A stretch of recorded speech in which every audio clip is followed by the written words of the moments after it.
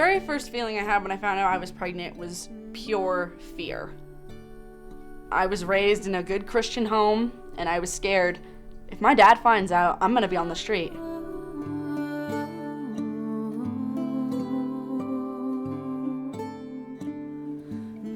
When I was adopted, things were more closed back in the 80s. So I was kind of apprehensive at first about having an open adoption. I knew it was an open adoption, but I felt like I'd never see her again. I thought she was gone. I think the biggest surprise of the whole process is just how close we all are. After she was born, we all just sat around and laughed and chatted and we cried, and you know, everyone was in it for her.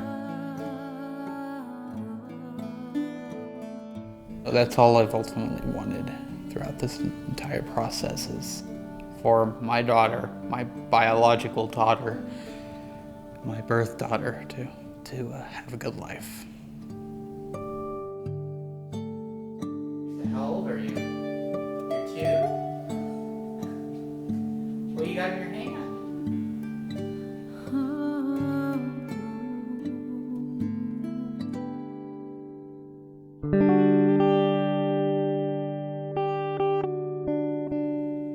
Those little middle schoolers that you look at now and you're like, aw, you guys think you're in love, but you don't know what love is. We met through the guy I was actually dating. I sent him a picture of 2 anime characters, and I told him that the guy character was him and the girl character was me. Did not click with him at all what I was trying to say. He had no clue. Well, first time I met her, she was a wild thing, because first time I met her, she started throwing acorns at me in the middle school field. And then I just noticed for some reason she'd look at me a lot, and I was like, I'm not used to that. It's like fun just to be around her.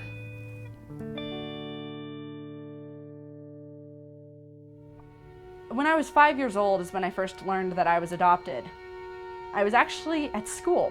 One of my mom's friends was talking to my teacher, and she decided to bring it up with my teacher.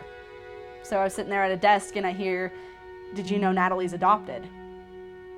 And I just kind of looked up at her and kind of just sat there, shocked and confused by everything. I went home and my parents sat me down and they told me flat out, "Yes, you're adopted."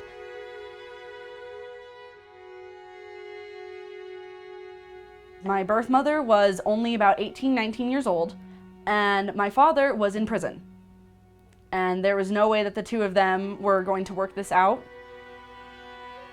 I've been dying to find out who my birth father is, and I just know that when I turn 18 and they give me that option, he is gonna be the very first person I try to find. Just so that way I can get closure on why would you throw your life away when I was there. My story basically begins when my birth parents, they were 18 at the time, and they felt like they couldn't support raising me. They took care of me for 4 months and they felt like they just couldn't make it, so they placed me for adoption. My adopted parents, I never viewed them as anything else but my parents, and that they're my guardians, and that was that. When I was 6 years old, my parents gave me a book to read, and it explained what adoption meant. You know, when you're 6 years old, I don't think it makes a whole lot of sense yet what your options are if you're ever gonna meet your birth parents. It's always been a closed adoption. I've never met them or seen pictures or anything like that. In Colorado, there's tough laws in order to find your birth parents. And I don't really care about the reasons why. I have in my mind why. I just more want to get to know them, because I feel like time is sort of running out. I barely remember anything about that day. My school counselor decided to call my mother.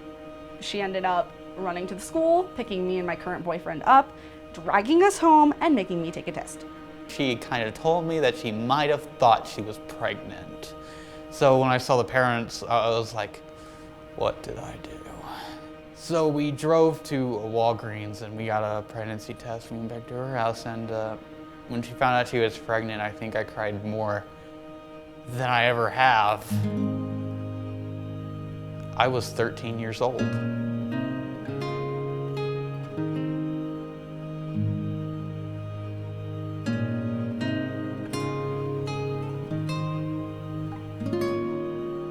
My biggest fear was being alone. Because I honestly did think people were gonna go, oh my goodness, she's pregnant at this age, we're out.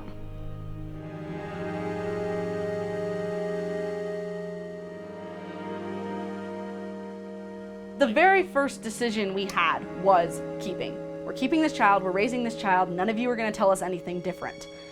And it took a couple of months and a lot of talking for that to even come anywhere close to changing. My reason for considering adoption, it was actually a nightmare that I had. She had been born, and I was walking down the stairs with her, and Sammy, my dog, came running down the stairs and tripped me. And I ended up dropping her, and she ended up dying. And that's when I sat there and decided I can't. We had been in the waiting pool right around 3 months when we got a call that we were going to meet Kirsta's birth parents, or that they wanted to meet us. Our picking of an adoptive family was one night and one night only. They brought in several books, we went through them, and we came down to 2 final books. We went upstairs, we prayed about it, we looked at it, and it was just almost instantly final who we were going with. I guess our only expectations was that you would like us and be willing, to walk this journey with us. I never thought about closed adoption. That was never something that I wanted. And Derek was much more reserved than I was, and he was leaning much more on a semi-closed or closed adoption. We sat down, we had dinner together, we all introduced ourselves, talked about ourselves, but after the end of that, I wanted to spend more time with them. I was like, I like this family. As things progressed, it really opened up my mind to that it was going to positively affect both sides, both parties. She's able to pick up the phone and call you guys and say, why do I look this way? Or why do I have this attribute? Or tell me about my family history. We never wanted it to be, I think, something that a lot of people fear of, like the bait and switch of, yeah, we're really good friends and we get along great, and now we have our baby, so see you later. And we didn't want that. Pregnancy is hard, especially on someone as young as I was. It took everything out of me. I've never felt more weak, more tired, I just don't want to do this anymore. Sleeping in the hospital together for 3 days kind of brings a close bond. It does. Especially on the floor. Watching you stuff your face with Subway sandwiches and McDonald's. That was fun too. I was in the hospital room while she was giving birth. I cut the umbilical cord and she just looked at me. I hugged my mother, and I don't know why, I just kept staring at Kirsta while she was in this little bed thing. And I was the first one to feed her. And it was probably the most intimate moment I had with my child, that to feed her for the first time in this world. The hospital stay, I believe, was the best part because it gave me time with Kirsta to be her mom. And I did everything I could during those days to be the best mother I could for the time that I had. But it was also the hardest part because I got to hold her, feed her, change her, dress her, and have her. And I knew every single second of that, I'm gonna have to give this up. I started that transition that morning when I woke up. I kicked everybody out of my hospital room, but me and you. And we sat there, we talked to her. We told her, this is okay, we're making the right decision. I do remember saying, listen, baby girl, you're not mine anymore. You're theirs. But you're always gonna be mine in my heart and in my head. And even when you're 19, 20 years old and you're off in college and you're getting ready to get married yourself and have your own family, you're still gonna be my baby. In the hospital, she had jaundice, so she had to be kept under these lights, and she had this blanket over her, and only her big, chubby little cheeks and her head came out, and we called her a little glowworm, and that was probably my favorite part, because I was like, oh, she's a little glowworm, but she's my little glowworm.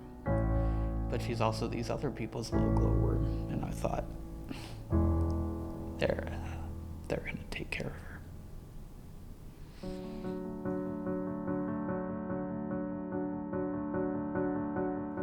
The last day at the hospital, it was an emotional roller coaster. We had just gotten a child, and so I was very excited about that, but then I put myself in your shoes too, thinking about what you and Natalie were going through. On one hand, it was like, oh my gosh, like somebody gave us a baby.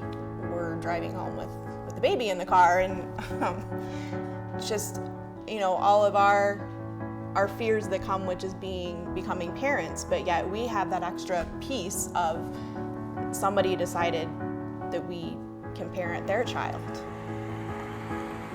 It was just a sense of family, and it was all about Kirsta, and you know, we're here to do this for her.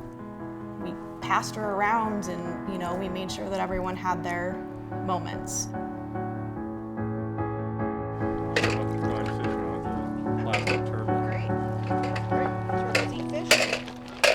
Did turtles eat fish, Kirsta? No. No. Scared all the fishies away. Uh-oh. Look at Daddy. Look, Daddy got it. How about we, be gentle with it? Or not? I hope she can come, like, talk to me like a family member. And she might not call me Dad ever, because she has a dad who raises her. And, but I really want to feel like we're part of her family. Ah, come here. I love you. Now that I've gone through the adoption process, I feel like it is an absolutely precious system because it gives birth mothers a chance to have their life back, and at the same time, it gives children a chance to have the life that they deserve. Do you know what that means, that Cody's your birth father? What? It means that he made you, and that some of you looks like him, right? And some of Kirsta looks like Natalie. Oh my goodness! Look how big you are! Jump, jump, jump, jump!